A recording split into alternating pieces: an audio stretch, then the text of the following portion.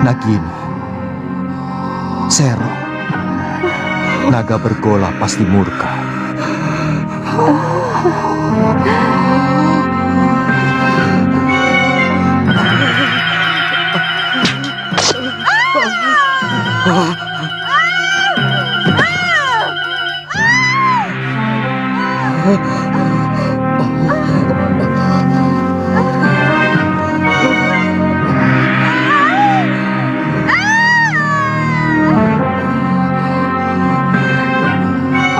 Dharma, kamu mau kurang ajar. Kamu akan aku adukan kepada Kakang Naga Bergola. Aku tidak sengaja, Nagini. Aku yang berani menodai kehormatan istri sahabatku.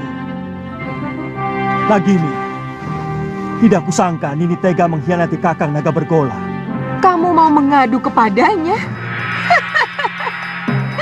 Jangan kau kira bahwa Kakang Naga Bergola akan percaya. Dia pasti mengira kamu memfitnahku. Aku akan laporkan bahwa kamu karena menginginkan permata abadi di mahkotaku.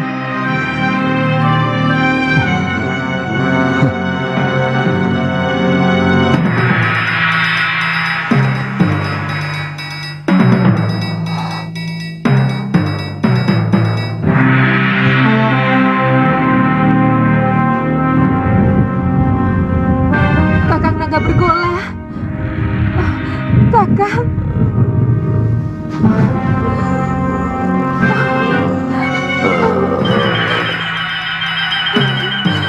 Angling Dharma hampir saja Kakang. Mungkin dia ingin memiliki mahkotaku yang bisa membuatnya awet muda. Apa mungkin sahabatku sendiri tega melakukan kekejian seperti itu, Nagini? Kakang Bergola, keserakahan manusia bahkan bisa lebih keji dari apa yang Kakang bayangkan. Balaskan sakit hatiku, Kakang Bergola. Angling Dharma untukku, Kakang.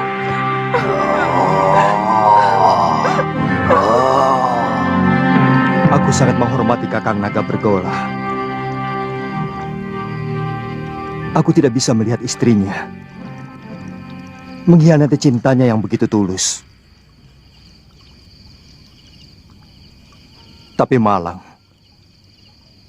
anak panahku mengenai ekor Nagini. Kanda bisa menceritakan yang sebenarnya kepada Kakang Bergola. Sebagai naga resi, dia pasti bisa mengetahui sebuah kebenaran. Aku mengerti, tapi seorang suami bagaimanapun akan lebih banyak mendengar kata istrinya. Yang aku takutkan, Nagini akan memfitnahku.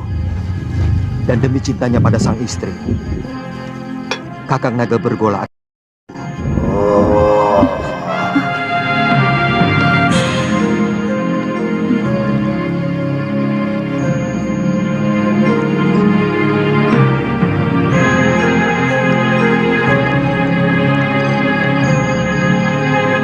Kakang Naga Bergola, keluarlah. Aku siap menerima hukuman atas kekhilaafanku.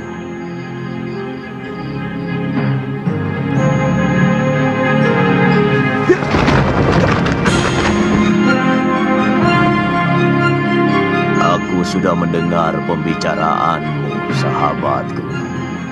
Hampir aku orang sahabat yang berhati suci. Saya kurang mengerti maksud kakak. Sudah 7 purnama aku tidak menggaulinya karena aku sedang bertapa.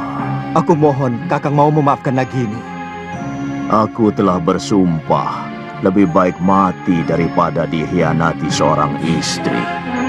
Dan aku akan laksanakan sumpahku.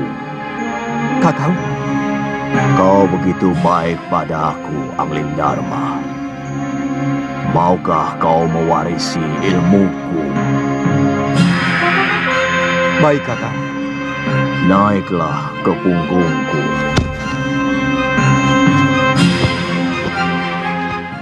Pada suatu kesempatan, Prabu Angling Dharma bertemu dengan sahabat sejatinya. Ia adalah seekor naga sakti yang bernama Naga Bergola. Sahabatnya tersebut mengajak Raja Malwapati itu ke suatu tempat untuk memberikan sebuah kejutan. Berkelilinglah Prabu Angling Dharma melewati angkasa, hingga pada akhirnya Raja Sakti tersebut berhenti di suatu tempat, di mana sahabatnya itu akan mewarisi sebuah ajian sakti. Ilmu tersebut adalah ajian senyawa. Mendengar hal ini, Prabu Angling Dharma merasa senang. Tak lepas di situ saja, ternyata ajian senyawa ini adalah mengerti bahasa hewan. Di balik ini semua, ajian ini tidak boleh diwarisi oleh pemilik selanjutnya. Dalam artian ajian senyawa ini bila diwariskan maka pemilik ajian tersebut akan meninggalkan dunia ini. Ilmu ini hanya boleh dimiliki oleh seorang. Artinya, kalau ilmu itu diwariskan kepada orang lain, maka pemiliknya yang pertama akan binasa. Tapi berarti saya kakang. Sudah kukatakan, aku akan melaksanakan sumpahku. Sudah saatnya aku akan meninggalkan dunia fana ini. Kau mengerti, sahabatku? Bersiaplah untuk menerima ilmu.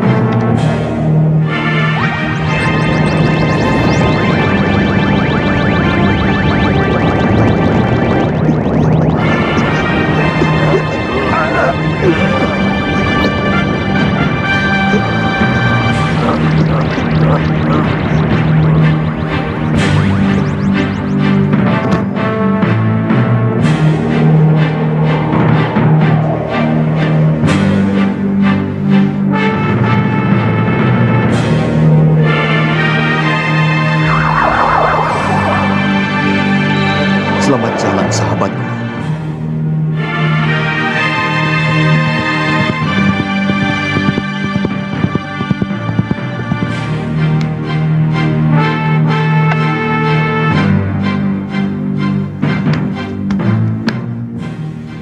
Ada apa, Dinda Ratu? Kakang Pati, semalam Gusti Prabu pergi dengan Naga Bergola. Tapi sampai sekarang belum pulang. Aku khawatir ada apa-apa dengan beliau. Saya akan berusaha mencari beliau, Adi Ratu. Meskipun saya yakin tidak akan terjadi apa-apa dengan Gusti Prabu, karena Naga Bergola adalah sahabat Sang Prabu. Tidak usah, Kakang Madri. Aku sudah di sini.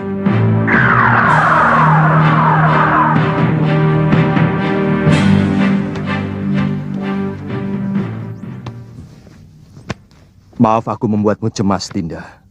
Aku baru saja mengantarkan sahabatku, Naga Bergola, pergi ke tempat yang sangat jauh, Dinda. Saya cemas, Kanda Prabu. Saya khawatir kalau Kanda dicelakakan Naga Bergola karena peristiwa perburuan itu. Sebagai naga pertapa, beliau tahu siapa yang benar. Kakang Madrim, Kakang boleh meninggalkan tempat. Baik, Dinda Prabu.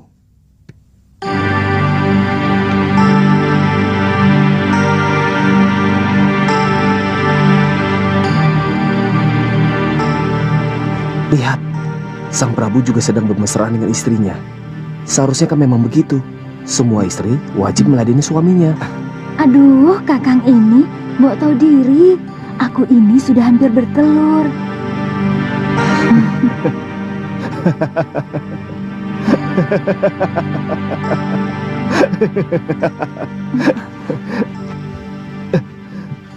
Ada sesuatu yang lucu dari diriku, Kanda? Aku tidak mengetawakan kamu, Dinda. Maaf kalau membuat Dinda tersinggung. Di ruangan ini hanya ada kita berdua, Kanda. Pasti Kanda Prabu sedang mentertawakan hamba. Memang hamba kurang cocok mendampingi Kakanda. Sabar, Dinda. Demi Dewata Agung. Aku sedang mentertawakan Cecak. Cecak? Iya. Yang jantan iri pada kita. Kanda bisa mengerti bahasa binatang. Berarti Kanda memiliki ilmu aji senyawa. Ajarkan ilmu itu pada Dinda, Kanda. Ilmu itu tidak bisa diajarkan kepada siapapun, Dinda. Juga kepada istri Kanda sendiri.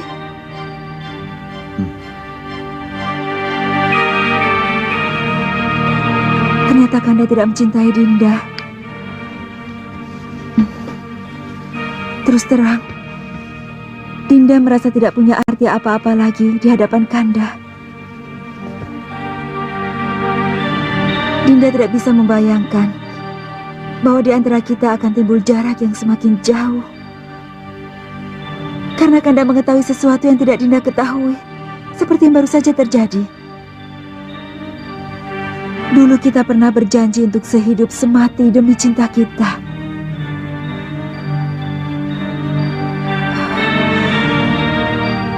Beranikah Kanda mati bersama Dinda? Kita pati obong bersama.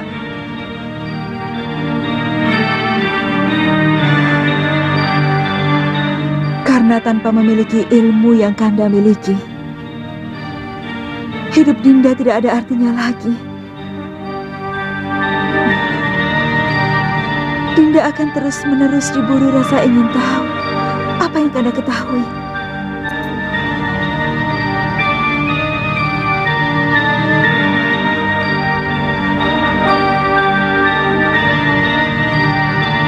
Kalau itu kemauan Dinda, akan kuturuti.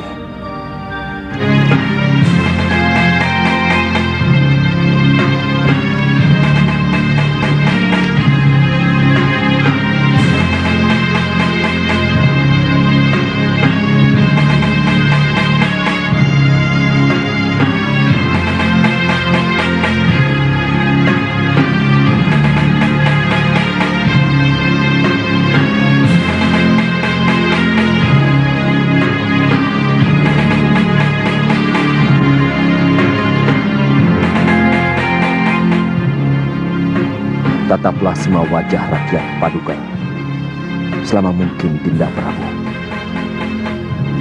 supaya Dinda bisa melihat bagaimana wajah mereka yang akan kehilangan pegangan untuk selamanya. Mereka akan kehilangan seorang pemimpin yang sangat mereka cintai.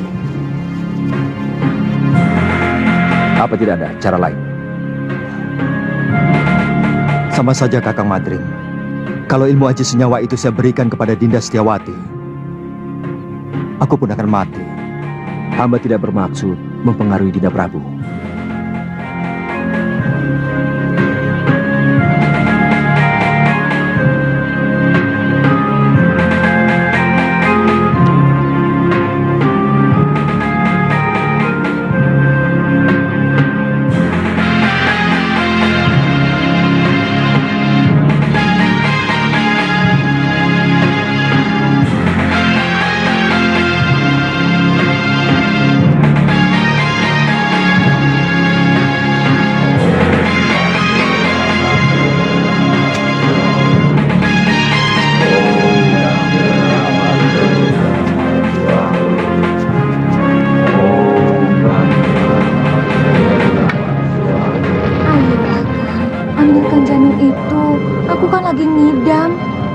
Aku tidak berani, Nyai.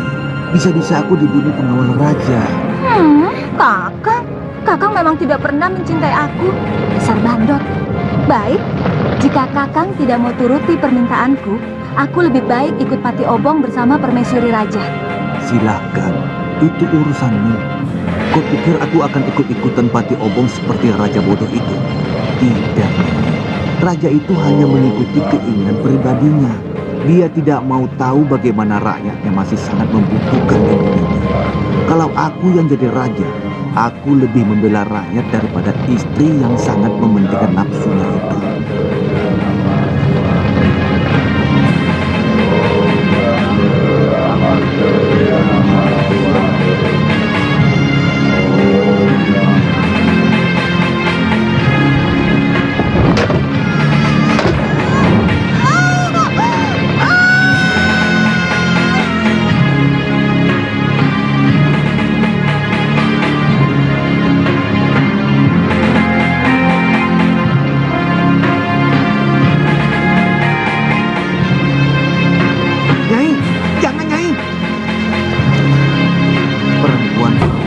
Lalu tidak pernah bisa menggunakan otak.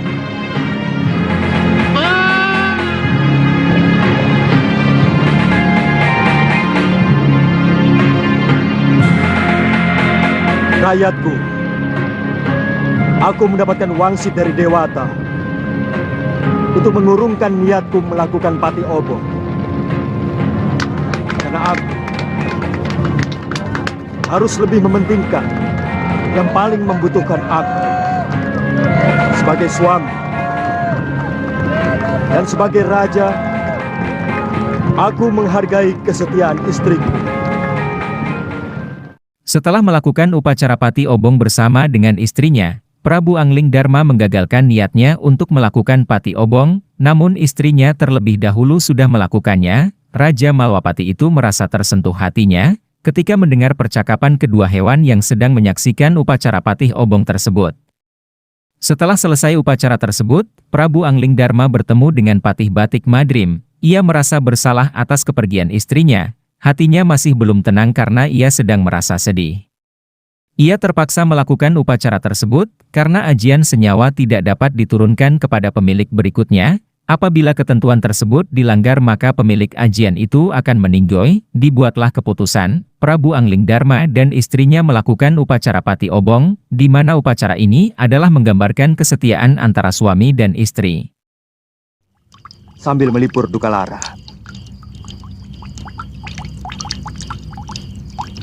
sementara aku pergi, aku titipkan negeri ini kepadamu, Kakang. Aku titip rakyatku.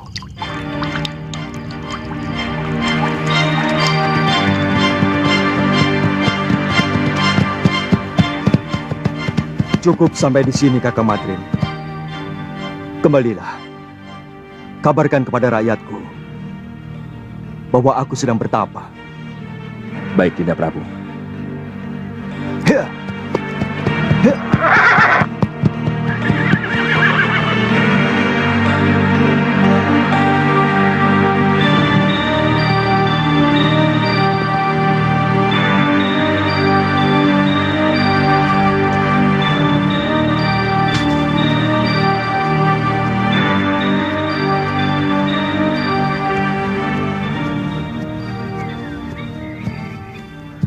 Biasanya kalau matahari sudah tinggi, dia sudah pulang.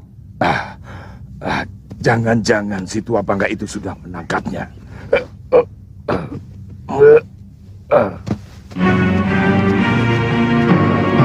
Itu dia.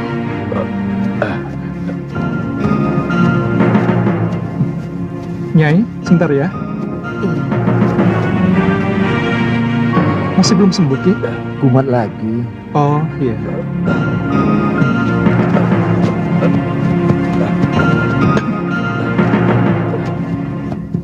Kenapa lagi, Kakang? Kelihatannya golok yang menggores lenganku mengandung racun, Suliwa. Oh, Kakang belum kapok juga jadi rampok. Suliwa, lebih baik kamu cepat tinggalkan tempat ini. Si tua bangga Sudamani dan teman-temannya mau menculik kamu. Apa salah saya? Penjahat seperti dia tidak pernah mau tahu apa kamu salah atau tidak. Lebih baik sementara kamu ikut aku ke gerobogan. Kamu bisa tinggal di rumah orang tuaku. Tapi kasihan kalau nanti ada penduduk yang memerlukan pertolonganku. Kasihani dulu dirimu sendiri, baru kasihan sama orang lain. Nyawamu sedang terancam, malah mikir orang lain.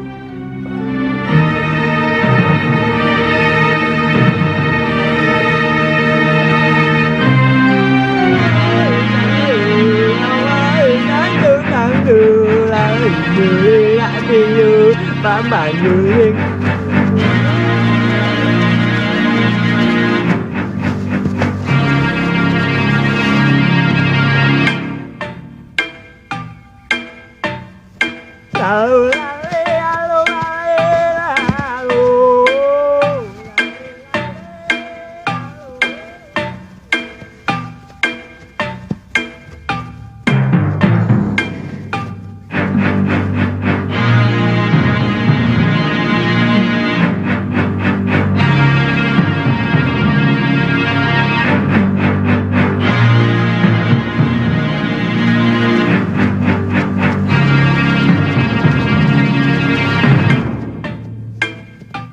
Sudamani itu mau menyempurnakan ilmu hitam tangan darah. Dia pasti akan memaksa kamu untuk mengumpulkan ramuan racun yang paling berbahaya. Kalau tidak mau, Jangan coba-coba menolak kemauan pendekar kejam yang bergelar Silangan 8. Kamu pasti akan Weleh. Akhirnya ketemu juga. Itu suara dia. Ayo Liwa, jangan main-main dengan nyawa.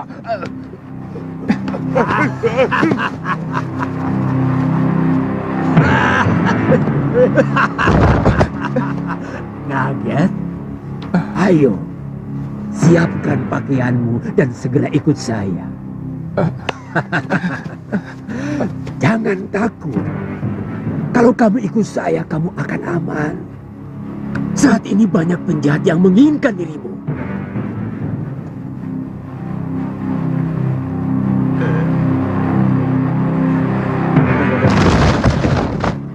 Jangan coba-coba menyentuh anak itu, Sudamani. Dia akan kujadikan murid perguruan Halimun Petak. Kalian mau bermain-main dengan pendekar 8 lengan? Nila, panggil gurumu, bapakmu sekalian. Aku tidak takut.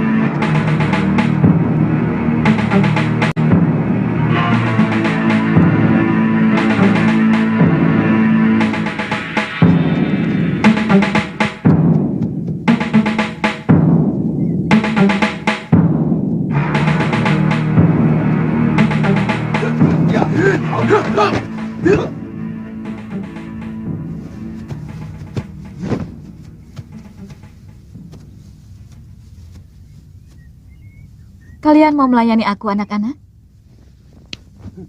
Urungkan niatmu, Kenanga. Kalau kau berani menyentuh Suliwa, akan kusayat-sayat tubuhmu. Kenapa? Cemburu, anak-anak manis?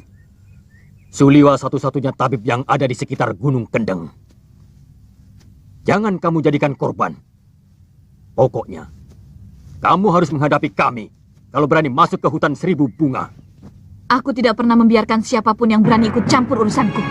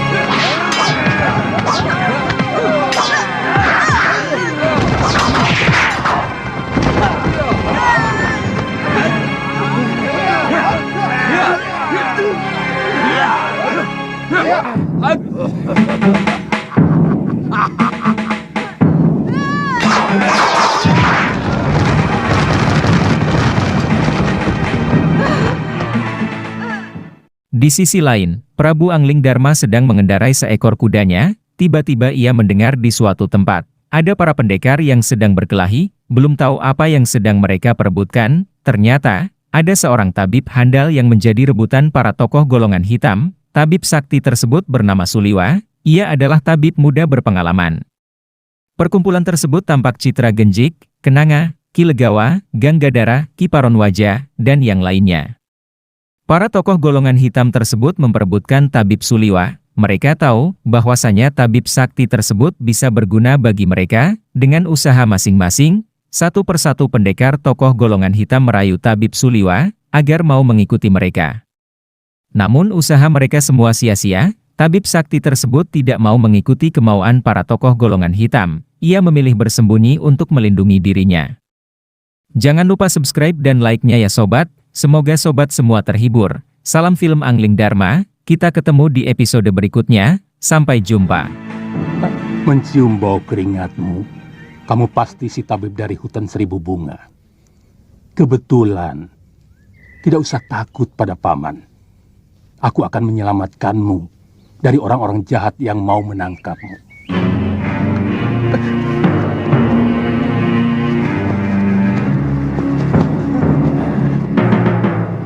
Mau kemana?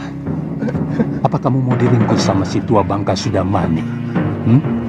Tubuhmu bisa direncah. Tubuhmu akan dimakan. Suliwa. Banyak pendekar yang menginginkanmu. Aku kasihan padamu. Jauh-jauh dari Gunung Purwo aku datang. Adalah untuk menolongmu. Sebenarnya ada apa dengan diri saya? Seluruh yang ada dalam dirimu. Termasuk kepandaianmu membuat obat, diincar oleh pendekar-pendekar aliran hitam yang ada di tanah Jawa ini. Karena kamu diyakini sebagai keturunan terakhir Batara Surya.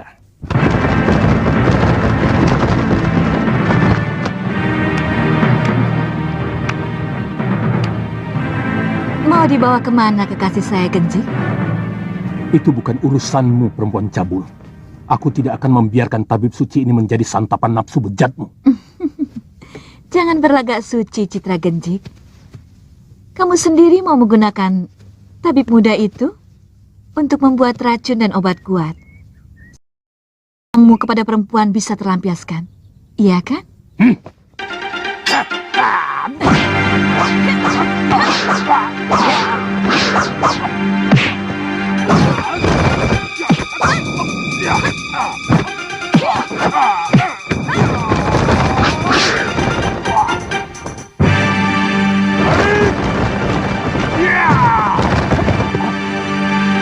Ayo.